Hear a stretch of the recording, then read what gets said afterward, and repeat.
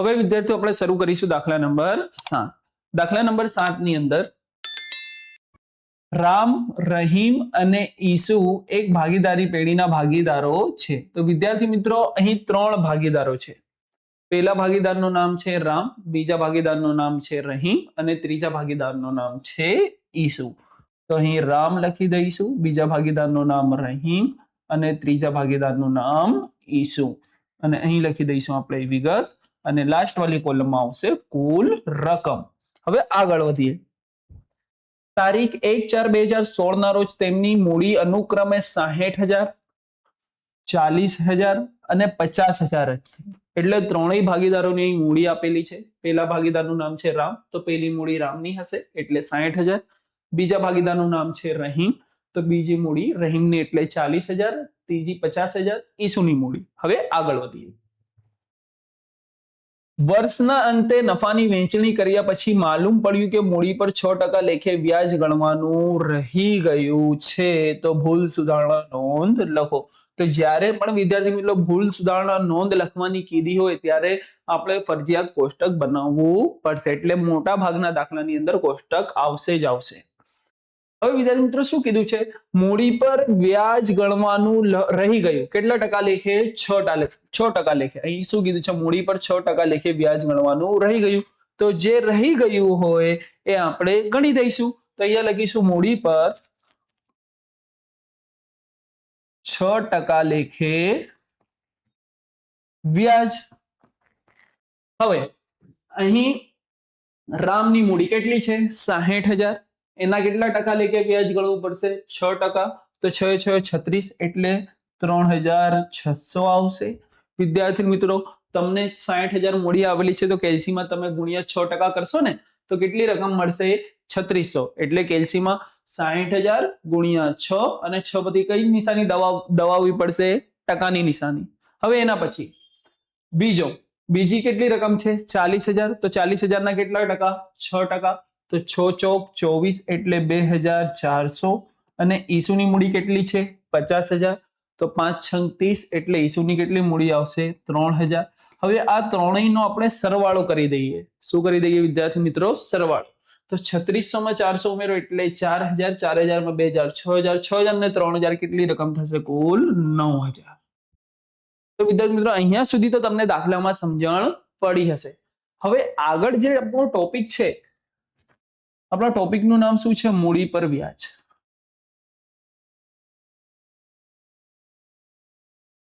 તો સૌપ્રથમ આપણે સમજીશું મૂડી એટલે શું.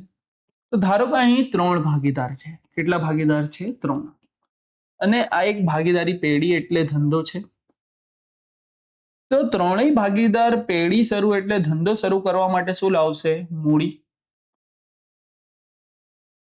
ત્રણેય ભાગીદારનું નામ શું છે? A, B અને C. તો ત્રણેય ભાગીદાર પેઢી શરૂ કરવા એટલે ધંધો શરૂ કરવા માટે શું લાવશે? મૂડી. તો ભાગીદાર વર્ષના અંતે ધંધામાંથી બંને એક જ છે બંનેનું મતલબ. તો પેઢીમાંથી મૂડીની રકમની સાથે સાથે કઈ રકમ લઈ જશે? મૂડી પર વ્યાજની. તો જે રકમ ભાગીદારોએ પેઢીને આપી એને કહેવાય મૂડી. અને મૂડીની રકમ તો ભાગીદાર પેઢીમાંથી વસૂલ કરશે જ કરશે, પરંતુ જે રકમ આપી છે ને એના પર શું લેશે ભાગીદાર? વ્યાજ. તો પેઢીમાંથી મૂડી પર વ્યાજ આપવો પડે, કારણ કે ભાગીદારે પેઢીને મૂડી આપી. તો જેટલી રકમની મૂડી આપી પેઢીને એટલી રકમનું પેઢી દ્વારા શું ચૂકવવામાં આવશે? વ્યાજ. તો પેઢી દ્વારા વ્યાજ ભાગીદારને ચૂકવવામાં આવે. તો પેઢી માટે મૂડી પર વ્યાજ શું થાય? ખર્ચ. અને ભાગીદાર માટે મૂડી પર વ્યાજ શું થાય? આવક. કારણ કે મૂડી પર વ્યાજની રકમ ભાગીદારને મળશે અને પેઢીમાંથી જશે તો પેઢી માટે ખર્ચ ગણાય અને ભાગીદાર માટે આવક. તો આ કોન્સેપ્ટ તમારું ક્લિયર થઈ ગયું તો એમસીક્યુ પણ તમારો 1 માર્ક્સનો ક્લિયર થઈ ગયો. હવે આગળ વધીએ.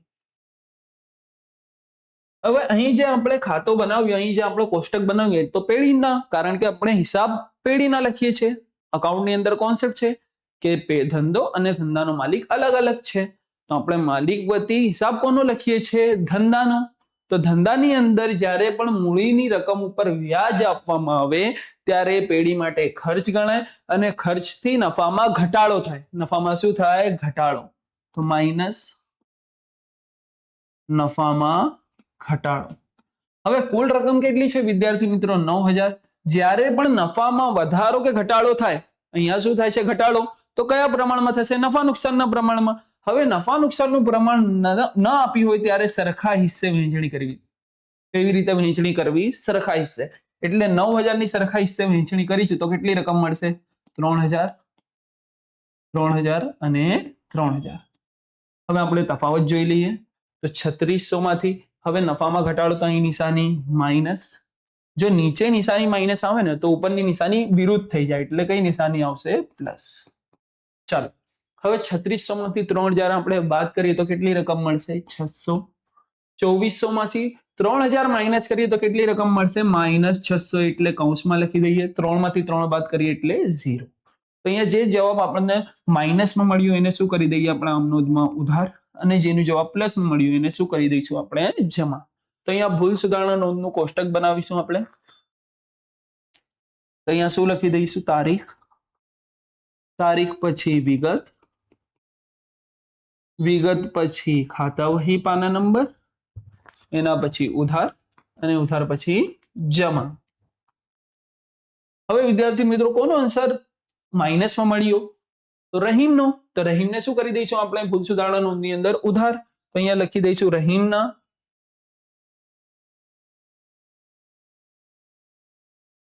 રહીમના મૂડી ઓબ્લિક ચાલુ ખાતે ઉધાર. કેટલી રકમ લખીશું રહીમની અંદર? 600.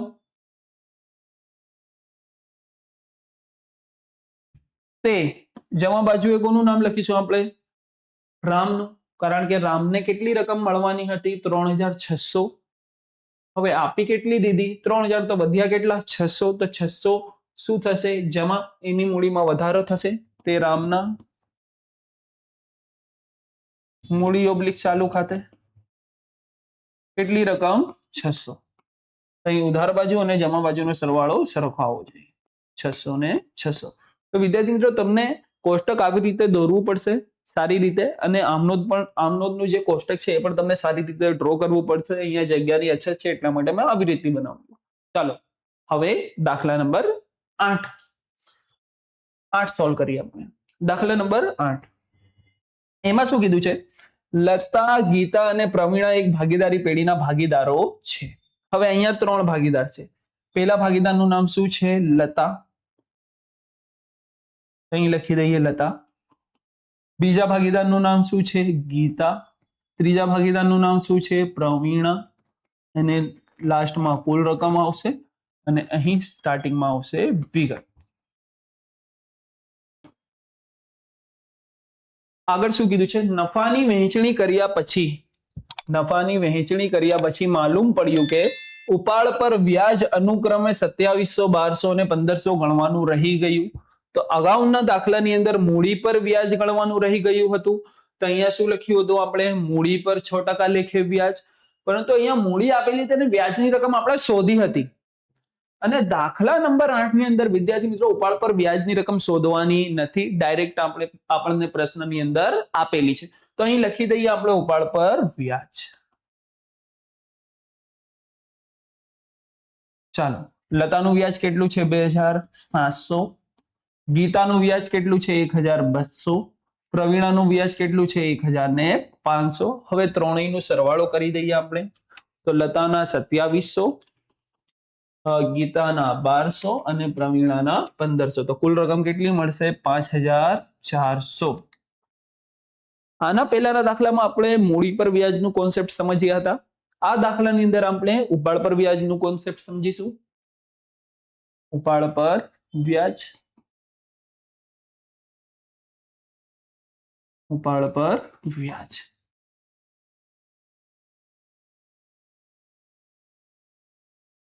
ધારો કે આ 3 પેઢીના ભાગીદારો છે એટલે ધંધાના માલિકો છે. પહેલા ભાગીદારનું નામ એ, બીજા ભાગીદારનું નામ બી, ત્રીજા ભાગીદારનું નામ સી. તો ભાગીદાર બી ને ઘરે પૈસાની જરૂર પડી તો એ પોતાના ઘર માટે પેઢીમાંથી રકમ લઈ જાય છે. તો જે પણ ભાગીદાર ધંધામાંથી પોતાના અંગત વપરાશ માટે માલ, મિલકત કે રોકડ લઈ જાય એને શું કહેવામાં આવે છે વિદ્યાર્થી મિત્રો? ઉપાડ. શું કહેવામાં આવે છે? ઉપાડ. તો આ ભાગીદાર બી ઉપાડની રકમ લઈ ગયો, એટલે પોતાના અંગત ખર્ચ માટે જે રકમ લઈ જાય ને ભાગીદાર, એટલે ઘર માટે લઈ જાય છે બી, તો એનો ઘર તો ધંધો નથી, તો પોતાનો અંગત ખર્ચ થયો, તો એના માટે ધંધામાંથી જે કંઈ પણ લઈ જાય એને શું કહેવામાં આવે છે? ઉપાડ. તો 5,000 રૂપિયા બી લઈ જાય છે, તો બી એ ધંધામાંથી પેઢીમાંથી કેટલા રૂપિયાનો ઉપાડ કર્યો? 5,000 રૂપિયાનો. હવે જે રકમનો ઉપાડ બી એ કર્યો એ રકમ તો આપવી પડશે જ પેઢીને, પરંતુ એ રકમ ઉપર વ્યાજ આપવું પડે. તો ભાગીદાર, કોઈ પણ ભાગીદાર પેઢીમાંથી પોતાના અંગત વપરાશ માટે જે રકમ રૂપિયા રોકડ લઈ જાય એ રકમ તો આપવી પડશે જ, એટલે ઉપાડની રકમ તો ચૂકવશે જ પેઢી, પરંતુ એ ઉપાડ કરેલ રકમ ઉપર ભાગીદાર પેઢીને શું ચૂકવશે? વ્યાજ. તો પેઢી તરફ વ્યાજ જાય છે એટલે પેઢી માટે ઉપાડ પર વ્યાજ શું થઈ? આવક. અને ભાગીદાર ઉપાડની રકમ ઉપર વ્યાજ આપશે એટલે ઉપાડ પર વ્યાજ ભાગીદાર માટે શું થશે? ખર્ચ. મૂડી પર વ્યાજનું એકદમ રિવર્સ. મૂડી પર વ્યાજની અંદર ભાગીદાર માટે મૂળ પર વ્યાજ શું હતું? આવક, અને પેઢી માટે ખર્ચ. અહીં ઉપાડ પર વ્યાજની અંદર ભાગીદારો માટે ઉપાડ પર વ્યાજ ખર્ચ થશે અને પેઢી માટે આવક થશે. તો આવક થશે ત્યારે વિદ્યાર્થી મિત્રો તો નફામાં શું થશે? જ્યારે પણ પેઢીના આવક થાય તો નફામાં વધારો થાય કે ઘટાડો થાય? તો અહીં આપણે લખી દઈશું જ્યારે પેઢીની આવક થાય ત્યારે નફામાં વધારો થાય. શું થાય? વધારો. હવે કુલ રકમ કેટલી છે? 5,400. નફામાં વધારો કે ઘટાડો થાય ને વિદ્યાર્થી મિત્રો? અહીં તો વધારો થાય છે, તો કયા પ્રમાણમાં થશે? નફા નુકસાનના પ્રમાણમાં. નફા નુકસાનનું પ્રમાણ નથી આપ્યું તો સરખા હિસ્સે વહેંચણી કરી દઈશું. તો 5,400 ની સરખા હિસ્સા આપણે વહેંચણી કરીશું તો અહીં આવશે 1,800, 1,800 અને 1,800. નફામાં વધારો એટલે નિશાની પ્લસ. હવે નીચે પ્લસ હોય ને તો ઉપર વિરુદ્ધ નિશાની થઈ જાય, એટલે ઉપર કઈ નિશાની આવશે? માઇનસ. કઈ નિશાની આવશે? માઇનસ. અને અગાઉના દાખલામાં આપણે જોયું નફામાં ઘટાડો થયો તો નીચે નિશાની કઈ આવી? માઇનસ. તો ઉપર કઈ મૂકી દીધી? પ્લસ. એટલે નફાના આધારે ઉપરની નિશાની આવશે. જો નફામાં ઘટાડો થાય એટલે માઇનસ થાય તો ઉપર પ્લસ, અને દાખલા નંબર 8 ની અંદર નફામાં વધારો થયો તો ઉપર માઇનસ. એટલે જ્યારે નફામાં નીચે પ્લસ થાય તો ઉપર માઇનસ, અને નફામાં નીચે માઇનસ થાય તો ઉપર પ્લસ. એટલે નફાના આધારે નિશાની ચેન્જ કરવી.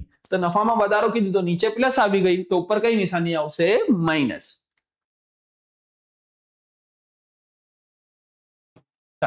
હવે 1,800 માંથી 2700 બાદ કરીશું.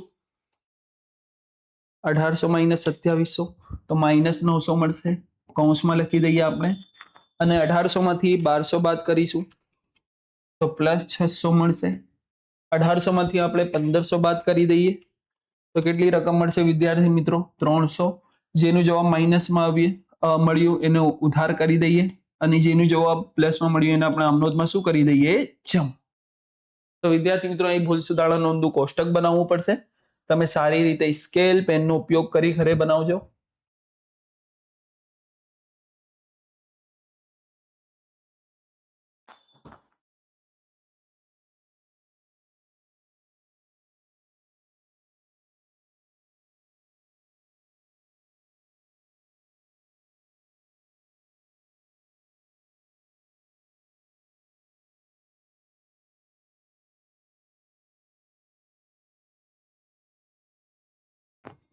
તો વિદ્યાર્થી મિત્રો અહીં બે બાજુ આવશે, ઉધાર બાજુ અને જમ બાજુ.